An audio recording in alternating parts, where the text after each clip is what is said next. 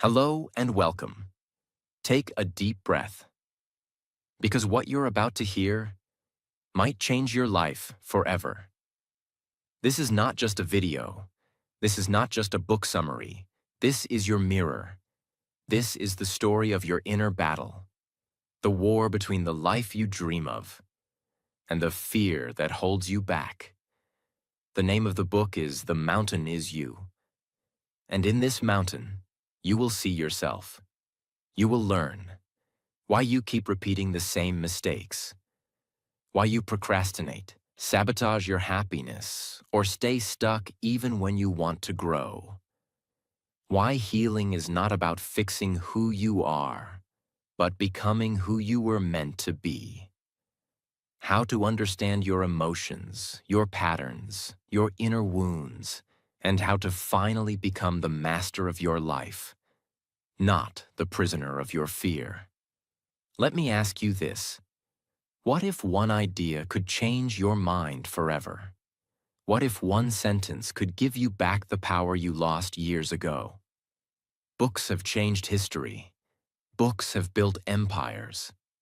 Books have saved people from depression, bankruptcy, and even suicide.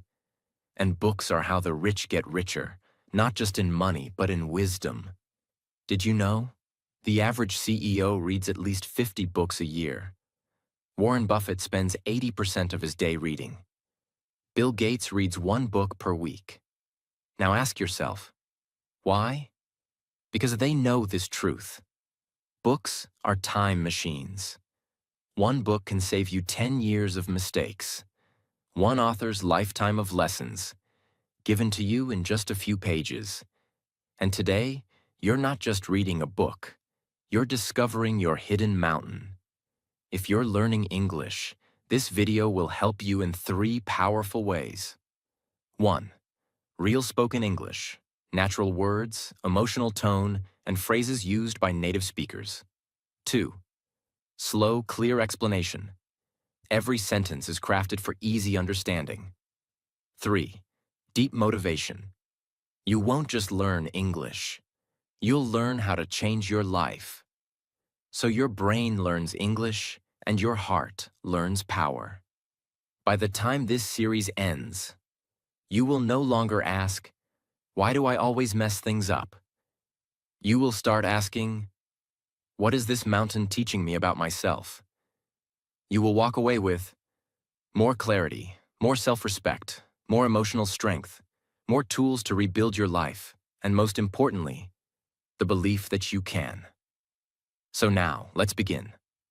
Chapter 1. The Mountain Is You. Let's imagine a mountain. You're standing at the bottom, looking up. It's huge, it's cold, it's scary. The peak is covered in clouds. You want to reach the top. That's where your dream life is waiting. But you feel stuck. Maybe you've felt this before. You want to speak confidently, but you stay silent.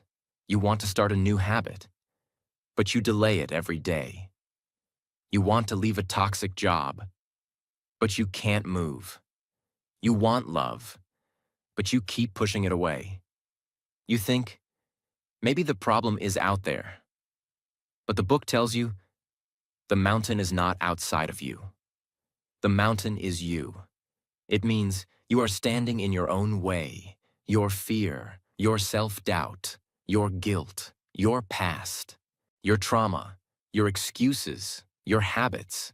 You built this mountain, and now you have to climb it. Let's say it again. Self-sabotage is not failure. It's communication. You sabotage because a part of you is scared. Scared to grow, scared to lose control, scared to be seen, scared to succeed. You get offered a promotion. You feel excited, then anxious. You start showing up late. You miss deadlines. You don't know why. But deep down, you think, what if I'm not good enough? That's self-sabotage. Not because you're lazy, but because you're protecting your old self. There's a war inside you. One part wants to grow. One part wants to stay safe. The second part is stronger. Because it's been with you for years. Since childhood, since trauma, since pain. So when change comes, it panics, it whispers, stay where it's comfortable. Don't risk getting hurt again. Just do what we always do. Even if that habit is killing your happiness. You're not broken, you're not weak, you're just running an old survival program. And now, it's time to update it. Just like updating an app. You delete the bugs, improve the system, and relaunch. You can do the same with your mind. Let's go back to the mountain. Each step you take is a moment of growth. The step where you forgive yourself. The step where you stop blaming others. The step where you wake up and choose better, even when it's hard. The step where you finally say, I deserve more. I'm ready. Let's go. You don't need to climb it in one day. You just need to take the first step. The mountain is not your enemy. The mountain is your teacher. You created it. To learn how strong you are, you built it. So you could become the person who climbs it. You are not here to stay at the bottom. You are here to rise. And this book is your map. Chapter 2. There's no such thing as self-sabotage. Before we start, take a moment. Close your eyes. Think about the last time you messed up something in your life. Not by accident, but by your own hand. Something inside you knew it was important. But still, you ruined it. You skipped the job interview.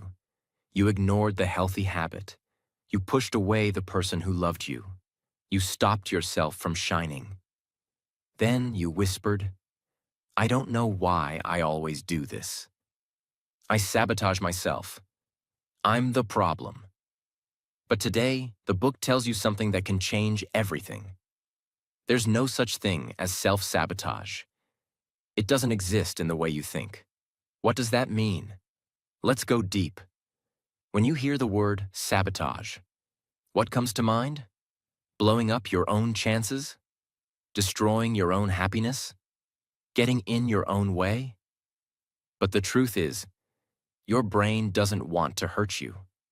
It's doing what it thinks is best for your survival. Even if it looks like destruction from the outside. Self-sabotage is self-protection in disguise. Let's understand this with real-life examples. Imagine, you see the perfect job opening. You know you're qualified. Your heart says, go for it. But you wait and wait and wait. The deadline passes. You didn't apply. You call it self-sabotage. But let's break it down. Subconsciously, you might be thinking, what if I get the job and fail? What if I succeed and people expect more from me? What if I leave my comfort zone and I'm not ready? So instead of facing the unknown, your brain whispers, let's stay where we are. At least it's familiar. That's not sabotage. That's your inner child trying to stay safe. You finally meet someone who loves you, respects you, supports you. But slowly, you start pulling away. You pick fights, you create distance, you break it off, you say, I ruined it. I always do this, but your subconscious might be saying, last time I opened my heart, I got hurt. Love feels dangerous. This can't be real. I don't deserve this. So your brain protects you. It builds walls, not to hurt you, but to avoid feeling pain again. This is the core idea of Chapter 2. Let's break it down. You are not one single voice inside. You are a mix of dreams, fears, habits, memories, pain, hope, old stories, new desires. And sometimes, these parts disagree. One part of you wants success. Another part of you is scared of what success will change. One part of you wants love. Another part of you is terrified of being abandoned again. This creates a conflict. It's not that you want to destroy your life. It's that one part of you is trying to protect the life you've already survived. Your subconscious doesn't care about growth. It only cares about familiarity. It asks one question: have we felt this before and survived it? If yes, it keeps repeating it, even if it's unhealthy, even if it hurts you, even if it's a dead end. That's why some people keep choosing bad partners, stay in toxic jobs, avoid taking risks, reject success, repeat old patterns, not because they want pain, but because pain feels more familiar than peace. Let's say you're trying to speak English in public. You know your grammar. You've practiced your lines. But when it's time to speak, your throat closes.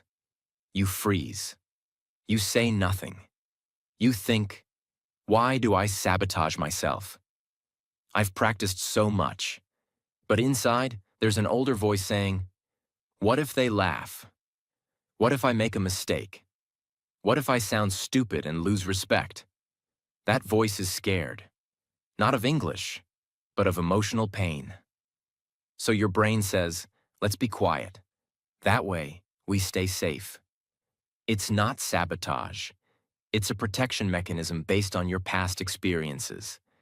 If your house is on fire and a child is crying, do you yell at the child?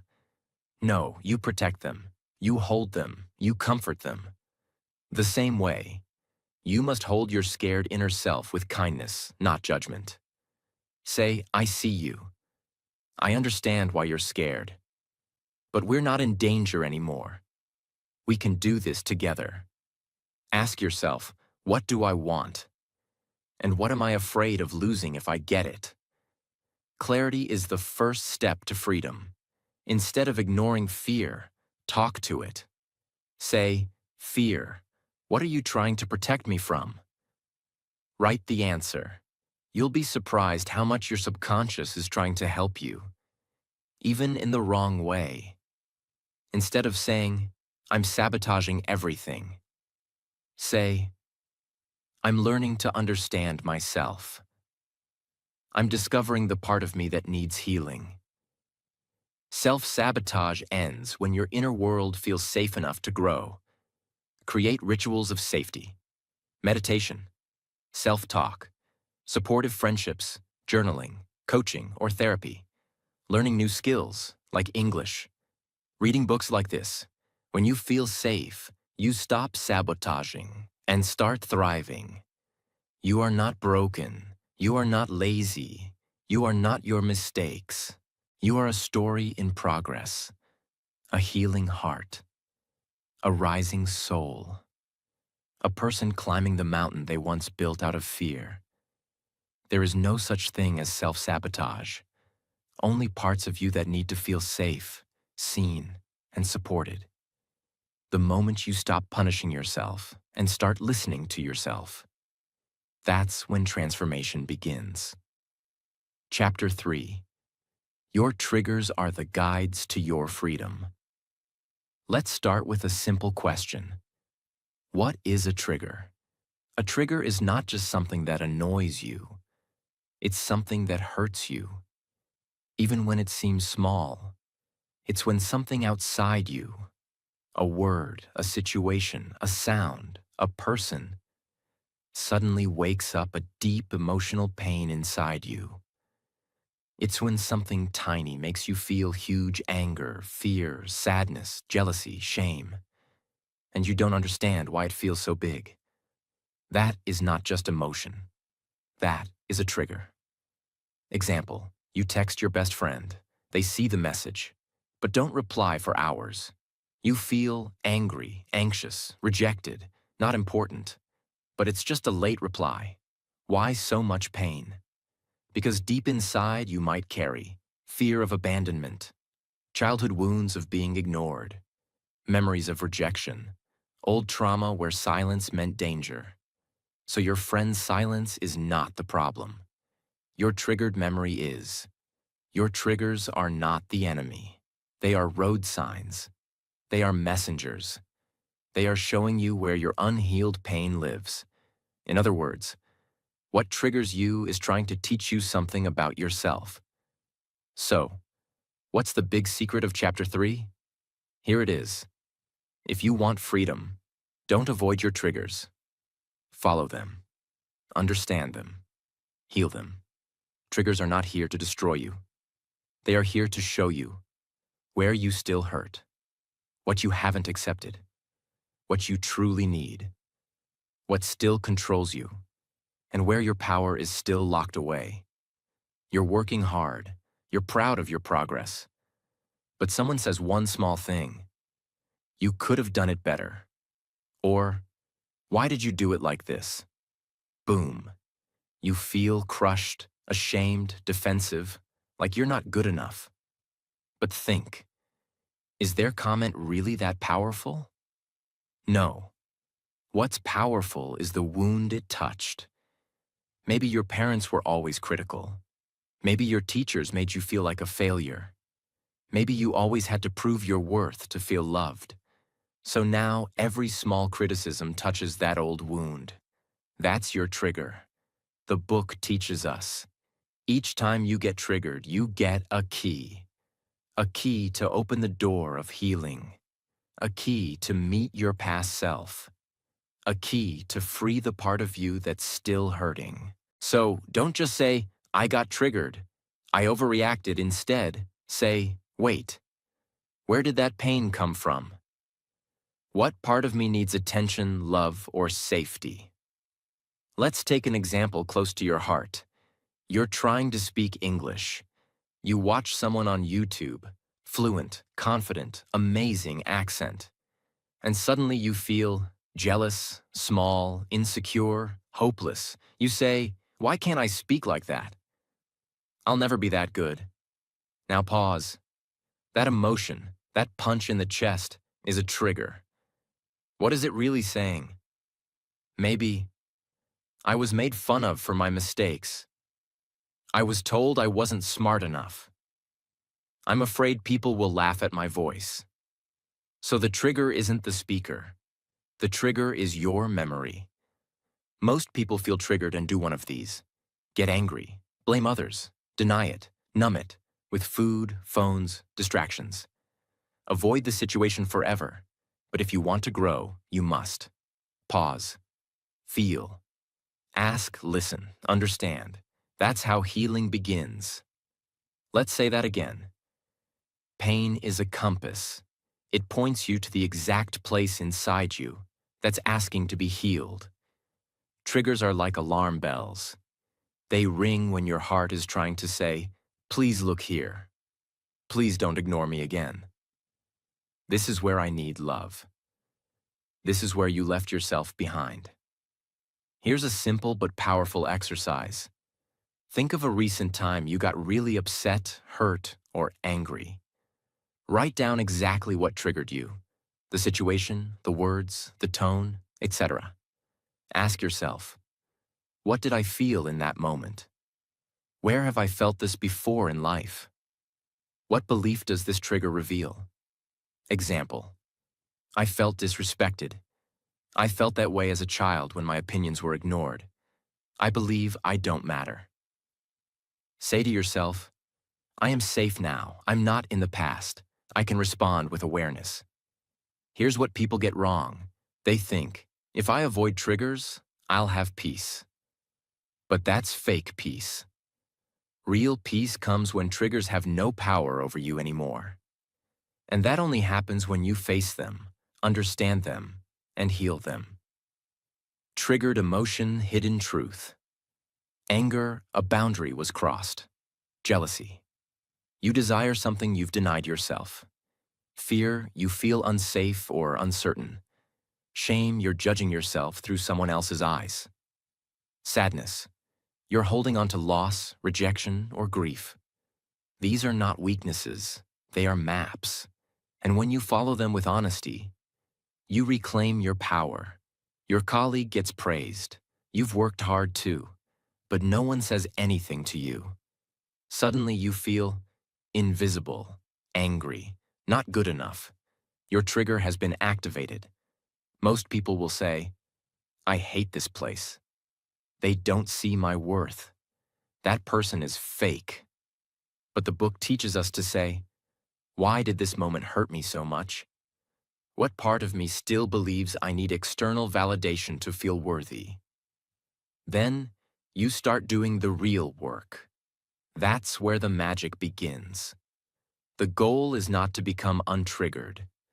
The goal is to become so self-aware that nothing can control you anymore. This chapter isn't just a message. It's a revolution. It tells you, you are not weak for being triggered. You are not broken. You are becoming aware. Every trigger is a chance, a moment to go deeper, to meet yourself, to hold your pain, not run from it, to listen to the child inside you, to reclaim your mind, your power, your peace, the mountain you are climbing. It's filled with emotional landmines. But now you know, every landmine is a lesson. Every trigger is a teacher. Every reaction is a reflection. And your job is to understand, not avoid. Because understanding creates freedom. Chapter 4. Building Emotional Intelligence. Ask yourself, what do I do when I feel overwhelmed? How do I react when someone disrespects me? Do I know how to handle difficult emotions, or do I just avoid them? If you've ever overreacted and later regretted it, felt confused about your feelings, struggled to explain why you're upset, said I'm fine when you were breaking inside, then this chapter is your breakthrough. Because today, you will learn a life-changing skill: emotional intelligence. The ability to feel, understand, control, and direct your emotions with wisdom. In life, your emotions make most of your decisions, not your logic. It's not your IQ that controls you in a moment of heartbreak, pressure, or conflict. It's your EQ, emotional quotient. Let me show you why. People with high IQ but low EQ ruin relationships, struggle with leadership, hurt others and themselves, avoid growth because they can't handle discomfort. People with average IQ but high EQ win trust, stay calm under pressure, understand others, heal themselves, rise like leaders in tough times. Imagine, you receive a rude email from a colleague. You feel insulted. You start typing an angry response, full of blame, sarcasm, and emotion. Stop. If you send that email, you may damage your reputation, your job, your peace. But if you pause, feel your anger, process it. Ask yourself, what am I feeling? Why? What is the right response? Then you write back with calm clarity, not emotional chaos. That's emotional intelligence. This chapter is not about controlling emotions like a robot. It's about something more powerful. Understanding emotions so deeply that they no longer control you. Let me repeat. You don't have to kill your feelings. You need to become the master of them. What is emotional intelligence? It's made up of 5 key abilities. 1. Self-awareness. Knowing what you're feeling and why, e.g., I feel anxious because I don't feel prepared. 2. Self-regulation. Managing your emotional reactions, e.g., I feel angry, but I won't scream. I'll express calmly. 3. Motivation. Using your emotions to drive you forward, e.g., I feel disappointed, but I'll use that to improve. 4. Empathy. Understanding others' emotions, e.g., they're not rude, they're hurting. 5. Social skills. Managing relationships wisely, e.g., let's resolve this with communication, not drama. You're heartbroken. Someone left you. You feel abandoned, worthless, angry, jealous. Without emotional intelligence, you might send toxic messages, stalk their social media, blame them endlessly, destroy your peace for months. But with emotional intelligence, you'll ask, what did I learn? Where did I ignore red flags? What part of me is really hurting? How can I grow stronger from this pain? You won't avoid your feelings. You will hold them like a teacher. Your emotions are not random. They are data. They are messages from your subconscious. They are your inner GPS system. You speak in English. Someone laughs, or you make a mistake. You suddenly feel shame, embarrassment, anger, insecurity. Without emotional intelligence, you shut down. You avoid speaking again. You believe I'm not good enough. But with emotional intelligence, you feel the emotion. You name it. That's shame. That's fear of judgment. You choose growth. I'm learning. Mistakes are part of the path. That's how people transform, not by avoiding pain, but by using pain to evolve. Here's the brutal truth. Most people don't feel their emotions. They become them. They don't say, I feel angry. They say, I am angry, and they throw it at everyone around them. They don't say, I feel insecure. They become jealous, bitter, cold. That's how fights start. That's how relationships die. That's how dreams are destroyed. Not because of lack of talent, but because of emotional blindness. Let me give you real tools. Easy to understand and apply. Name your emotion. What exactly am I feeling right now? Not just bad or upset.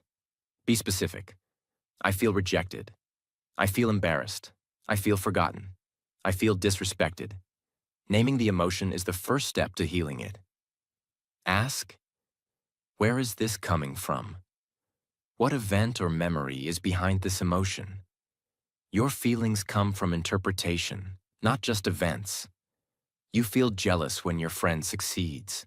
You dig deeper and realize, because I believe I'm falling behind in life.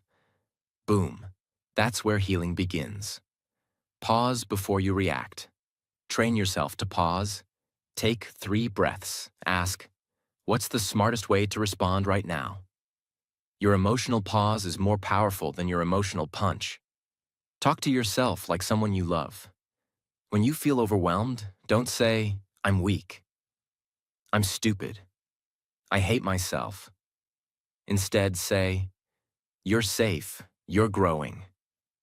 I'm proud of you for feeling this and still moving forward. Self-talk is the secret weapon of emotionally intelligent people. Make emotion your fuel. Use emotion to drive action, not destruction. Feel disappointed? Work harder. Feel jealous? Learn the skills you admire. Feel anxious? Make a plan. Feel sad? Rest, recover, reconnect. Emotion equals energy. Direct it with purpose. If you don't understand your emotions, you will attack your partner for no reason. You will create distance when you need connection. You will ruin trust because you didn't heal your own wounds.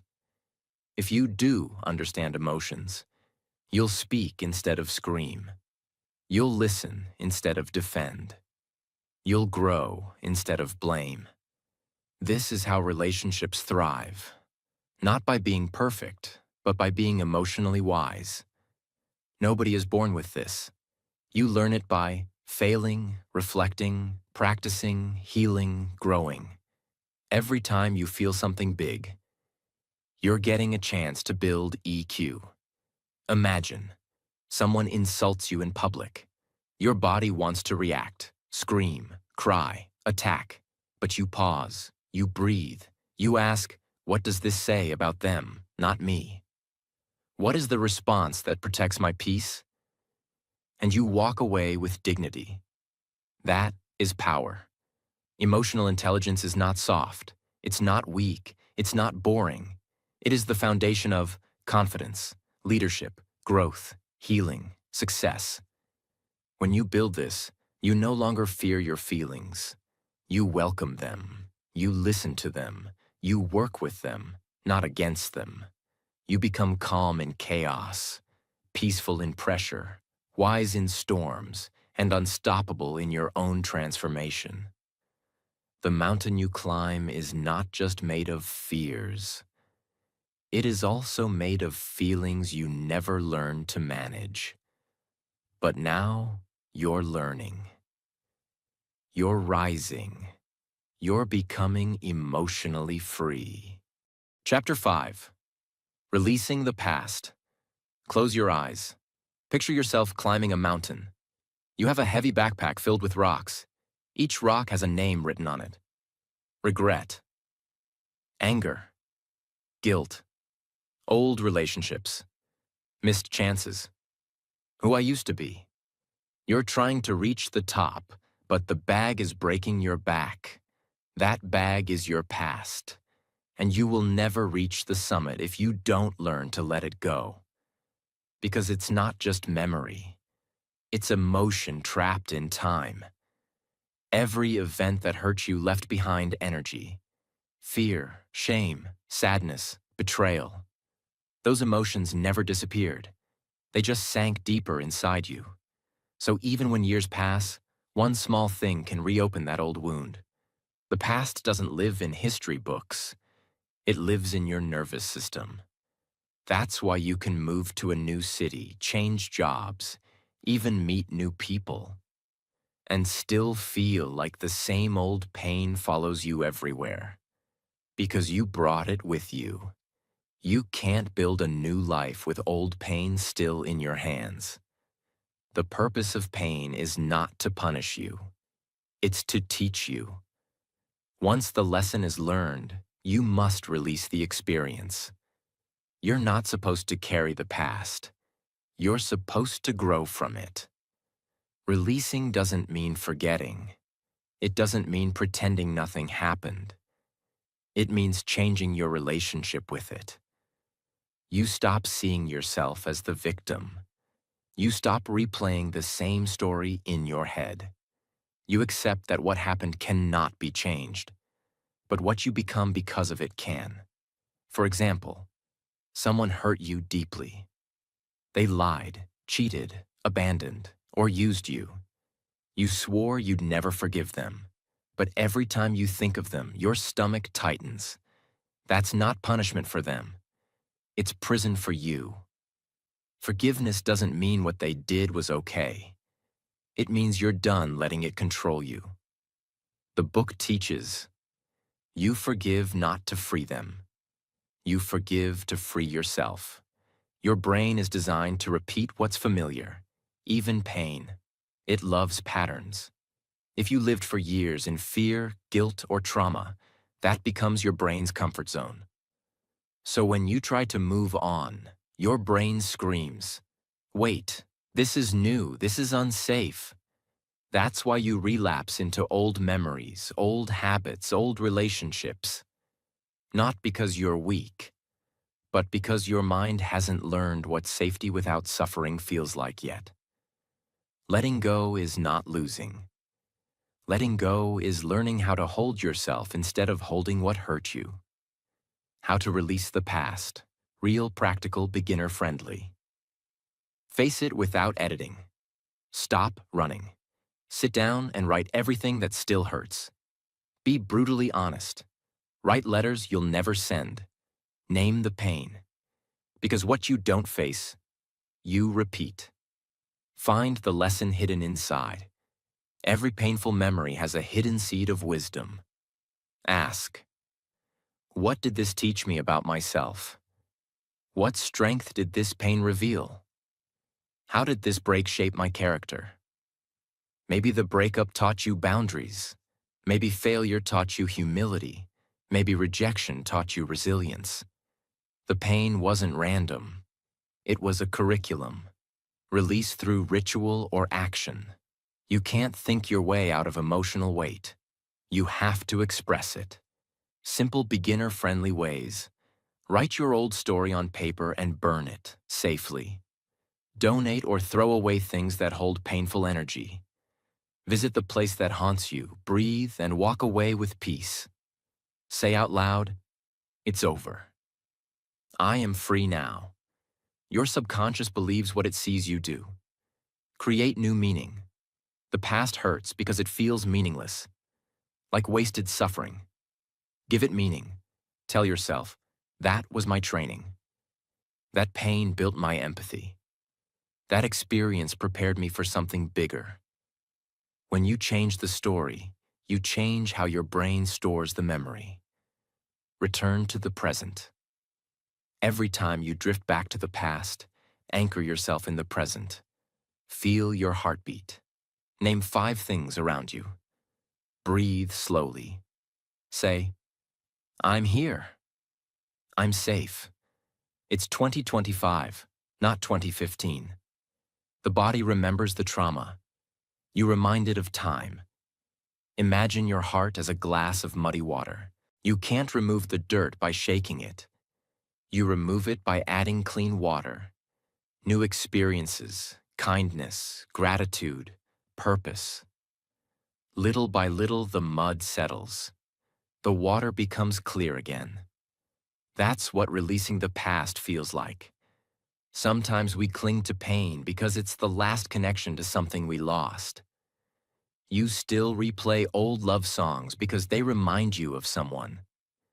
You're scared that if you stop feeling sad, you'll forget them. And forgetting feels like betrayal. But the truth is, you can keep the lesson without keeping the suffering. Love doesn't disappear when pain fades. It transforms into wisdom, gratitude, and peace. The past can disguise itself as comfort.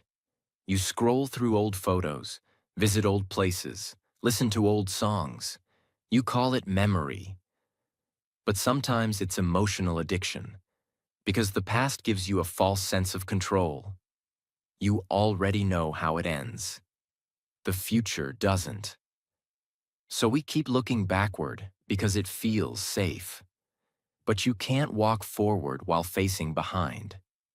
Stop trying to return to who you were. You've outgrown that version, neuroscientists explain.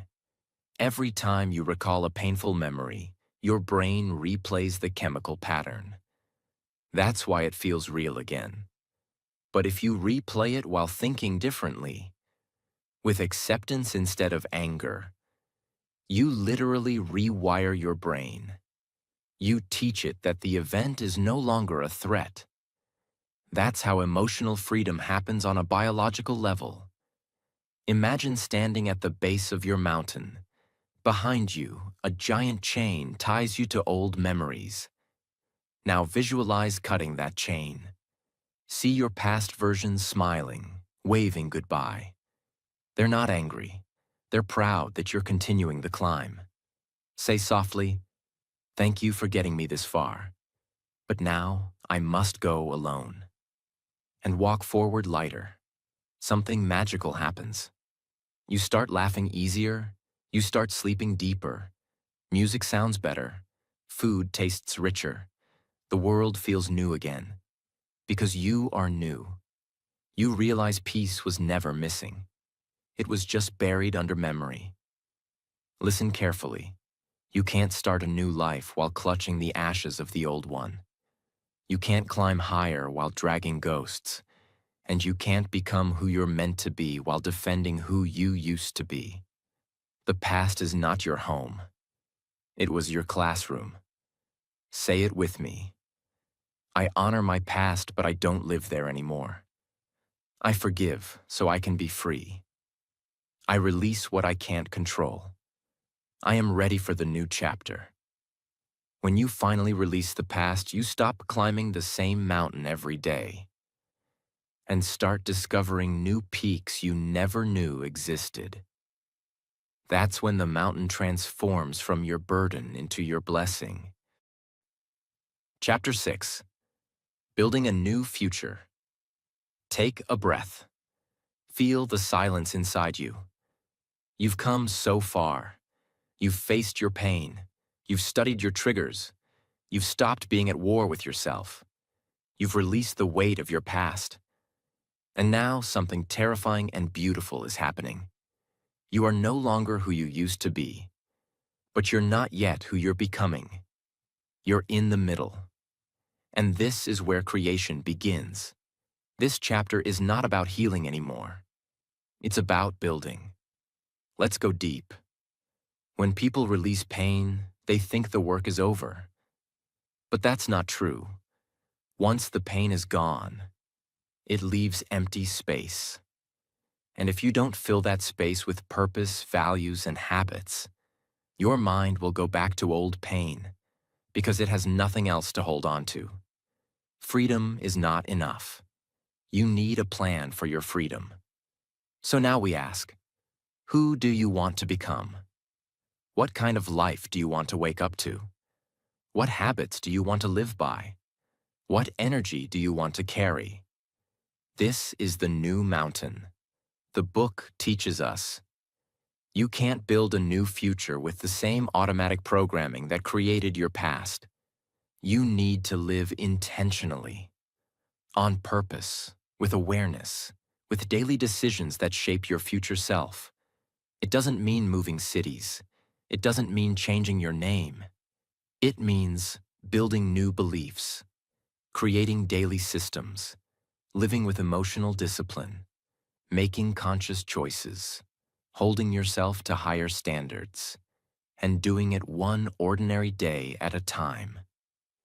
There's a person who wants to change their life. They've let go of their past trauma. They're ready to rise. But their daily routine looks like this. Wake up late, check phone, skip breakfast, complain about job, scroll Instagram for hours, go to bed with anxiety. Now pause. Can this person become their best self like this? No, because healing without structure is just a feeling.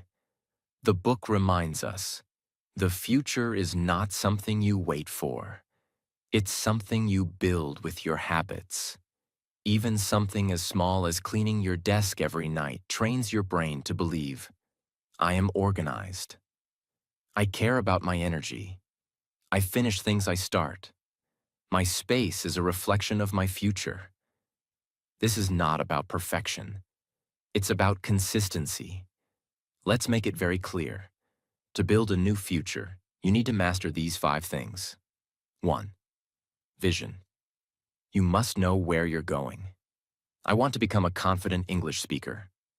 I want to build a peaceful life. I want to love myself fully. This is your why. 2. Systems. Dreams without systems die. Want to write a book? You need a writing schedule? Want to be healthy? You need a meal plan? Want to improve English? You need 30 minutes a day of practice. Your system protects your dream from dying in chaos. 3. Environment. Your environment shapes your mind. Remove toxic friends, negative voices, energy-draining habits. Add books, clean spaces, supportive people, nature, silence. 4th, identity. Don't just do different things. Become a different person. Stop saying, I'm trying to be healthy. Start saying, I'm the kind of person who moves every day. I'm the kind of person who learns every day. 5. Reinforcement. Celebrate every small win. Reward your effort. Track your progress. Notice your growth. What gets rewarded gets repeated. Let's say you've always been afraid of speaking English, but you've healed your fear.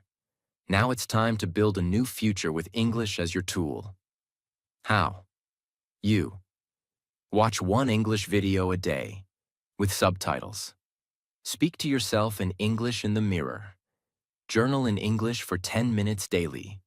Surround yourself with English podcasts. Write goals in English. Celebrate every small improvement. Over time, your brain rewires. You stop saying, I'm learning English. You start saying, I'm an English speaker. That's not a goal. That's a new identity. The book reminds us, you become what you repeat.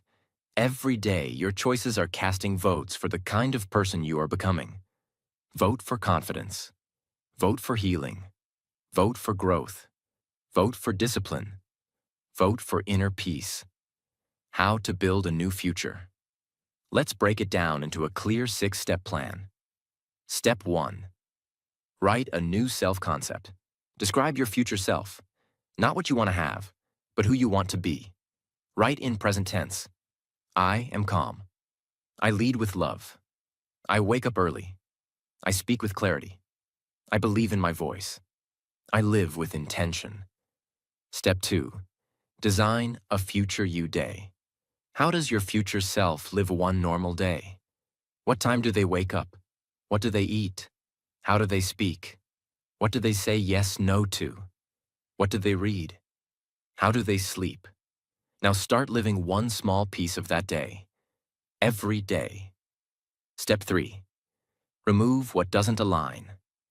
If it's not part of the future you're building, let it go.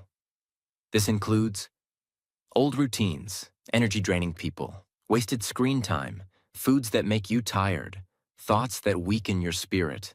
Every no is a yes to your new future. Step 4. Build a morning system. Your first hour shapes your entire day. Start with movement, even 5 minutes. Silence or gratitude. English practice, listening/speaking. Review your goals. One powerful question. What is one thing I can do today that my future self will thank me for? Step 5. Track micro-wins. You don't need a big leap.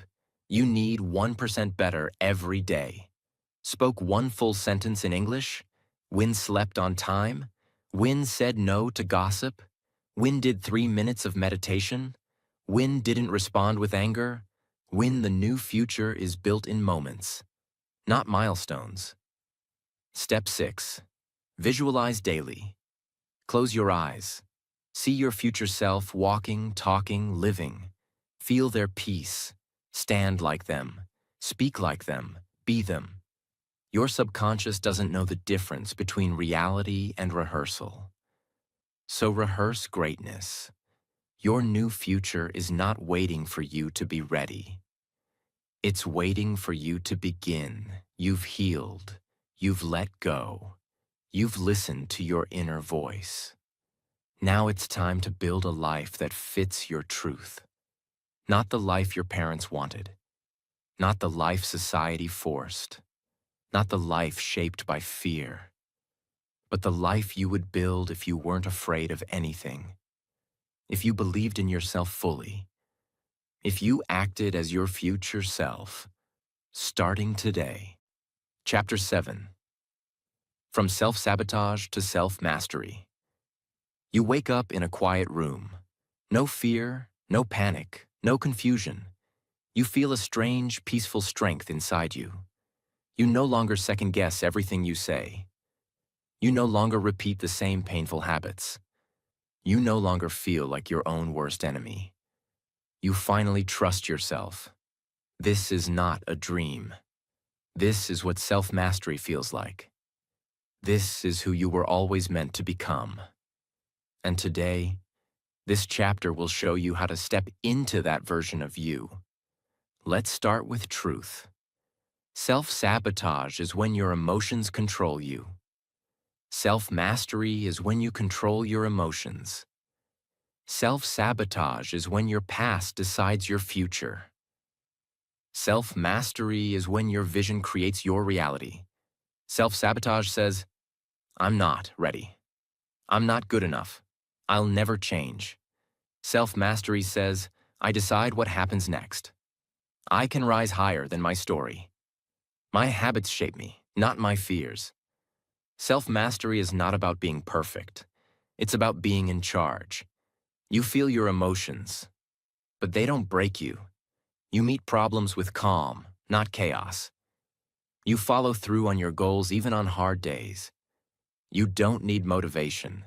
You have discipline. You choose response over reaction. You stay grounded even when life shakes. Let me say it simply. Self-mastery means you stop being controlled by fear, pain, or patterns, and start living from your highest truth. Because healing is not enough. Letting go is not enough. Even growth is not enough. Unless it leads to power. There comes a time when you stop searching and start becoming. This is that time. Imagine a man with great ideas, huge potential, and deep intelligence. But he never finishes what he starts. He blames the world for his failure. He wakes up late, gets distracted, and sabotages relationships. Now imagine someone else. Average talent. But wakes up early, keeps promises to themselves, learns daily, regulates emotions, builds slowly. Who wins? Not the genius, but the master of self. The book teaches, you don't rise by talent, you rise by character. Nobody is born with mastery. You don't just wake up strong, you build that version piece by piece. How? By choosing alignment, the 7 core pillars of self-mastery. 1. Radical self-honesty. Stop lying to yourself. Ask, what am I pretending not to know? Where am I blaming instead of changing? What truth am I scared to admit? You say you're too busy to exercise, but the truth is, you scroll 3 hours a day. Self-honesty is not shame. It's the start of power. 2. Responsibility without excuse. Self-mastery means you say, it's my life, my habits, my reaction, my responsibility. You stop saying, they made me angry. The world is unfair. I have bad luck. Instead, you ask, how can I respond better? What can I learn? What's in my control right now? That question is your weapon. 3. Emotional neutrality. Emotion is powerful, but it's not always truth. A mastered person says, just because I feel scared doesn't mean I'm in danger. Just because I feel tired doesn't mean I quit. Just because I feel unworthy doesn't mean I am. They don't obey emotion. They witness it, question it, and then choose. 4. Delayed gratification. Self-mastery is the art of doing what's right, not what's easy. You eat healthy when you want junk. You study when you want to scroll. You walk away when you want to argue. You sleep early when you want one more episode. That's how you build power quietly. 5. Mental discipline. Mastered people choose focus over feeling busy. They use their brain like a tool, not a sponge. They journal. They reflect. They limit distractions. They ask deep questions. They read. They think slowly, speak clearly. They don't fill their brain with noise. They sharpen it with silence. 6. Micro habits of self-respect. Self-mastery is not one giant breakthrough. It's 10,000 small acts of self-respect. Brushing your teeth on time. Cleaning your space. Not canceling on your commitments. Saying no without guilt. Showing up even when no one sees. Every small act says, I respect myself, and your brain believes what you do. 7. Identity alignment. You stop saying, I'll do it when I'm motivated, and start saying, I do it because it's who I am. You move from, I'm trying to eat healthy. I'm someone who eats healthy. I'm learning English. I'm an English speaker. I'm trying to be confident. I am confident. Identity is the final lock. Once you step into it, you stay. Most people care more about how they look than who they are. They post success, but don't build it. They want peace, but chase drama. They say, I'm working on myself, but avoid discomfort. Self-mastery is private, quiet, real. You don't need to tell people you've changed. Your energy shows it. You are not here to stay broken. You are not here to chase people. You are not here to repeat the same pain. You are not here to stay at the base of the mountain. You are here to become the version of you who lives on the summit. The healed you, the brave you, the disciplined you, the focused, forgiving, fearless, free you. You've made it to the top of the mountain, to the final page. But this is not an ending. This is the first breath of the new version of you, the one who no longer bows to fear, the one who doesn't repeat the same old patterns, the one who doesn't let the past own the present, the one who says, "This is my life, and I choose who I become." No one is coming to save you. No miracle is arriving at midnight. But you now have everything you need inside you.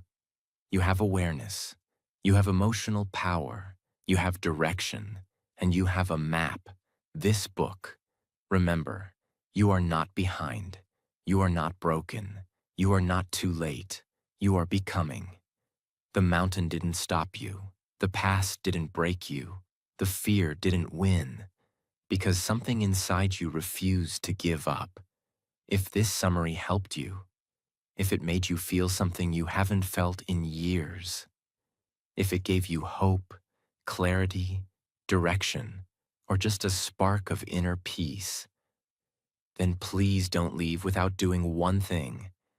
Subscribe to this channel, because this is just the beginning. We are building a place of deep healing, real transformation, and powerful English learning.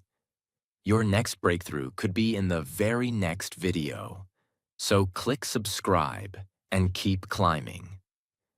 Not because you're broken, but because you know how powerful you can be.